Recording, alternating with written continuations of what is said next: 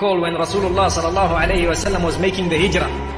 This Suraqa bin Malik, Shaitan used to come in his form. More than once, he has come in the form of this man. May Allah protect us. So Shaitan came and Shaitan promised them that, look, I am with you. You will definitely win. There is no chance that those people can win. And then when the two armies had finally clashed, Shaitan saw the angels, Jibreel and Mikael. The angels were from amongst those who had come down in their thousands by Allah subhanahu wa ta'ala's will and instruction, and Shaitan ran away. They actually saw the Suraqa bin Malik go away. Abu Jahl tells him, where are you going? He says, no, I am going. And he began to run. They tried to get hold of him, they couldn't. He ran away. And this is mentioned in the Quran. There is a verse.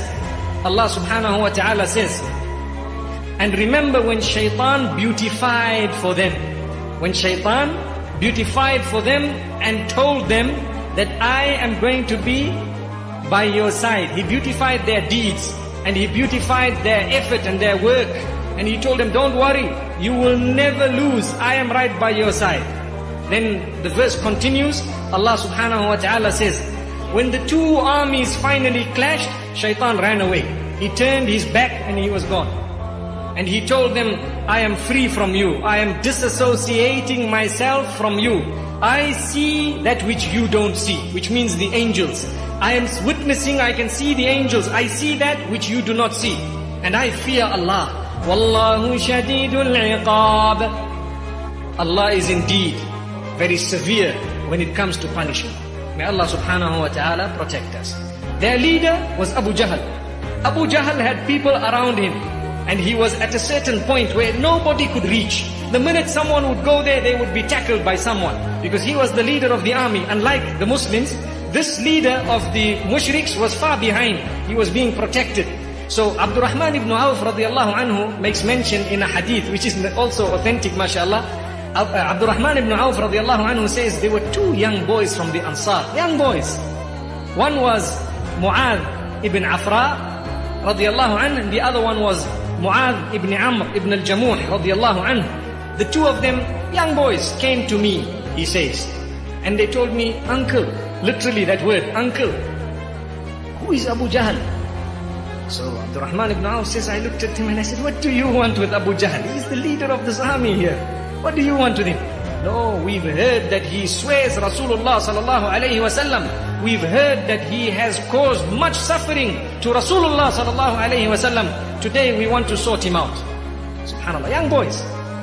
Now had these people been older, they would not have been able to cross the lines and the ranks of the mushriks.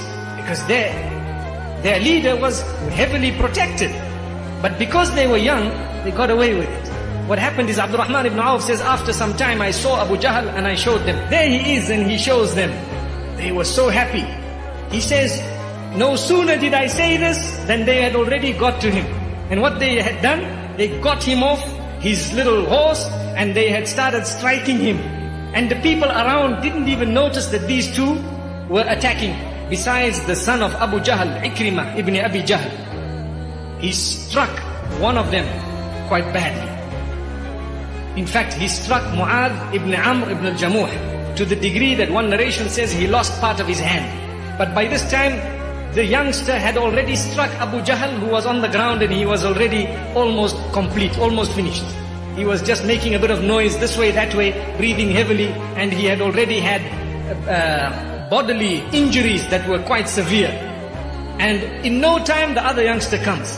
And when he came in, Mu'adh ibn Afra, he had struck Abu Jahl and ensured that now there is no movement of this particular man. He was still breathing, but there was no movement. This was the leader of the Meccan army, taken on by two little boys from the Ansar, subhanallah.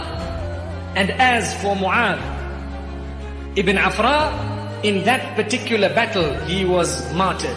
He had fought and fought. Young boy, he fought so much, and he was martyred by the will of Allah subhanahu wa ta'ala. And as for the other Mu'adh, he had lived on quite long even after Rasulullah sallallahu alayhi wasallam. The other man who was one of the leaders of Quraysh, we've heard already of Utbah ibn Rabi'ah and those who took part in the duel who had been executed. One of the people who was a leader was Umayyah ibn Khalaf. The same Abdurrahman ibn Auf says, I was a friend of Umayyah during our days in Mecca. I was a businessman, he was a businessman, and we had an understanding of protecting our interests. Until when I came to Medina Munawwara, initially there was an understanding between us that you would protect my interests in Mecca and I will protect your interests in Medina. So Abdurrahman ibn Auf felt that he needed to show this man that I am here to protect you. But at the same time, Abdurrahman ibn Auf was within the army of the Muslims. And what happened? Bilal ibn Rabah, when he saw Umayyah bin Khalaf, it brought back all the memories. The memories of how he was tortured by this man. The man had taken him out into the heat of the desert and pulled him on the rocks of the hot Sahara desert.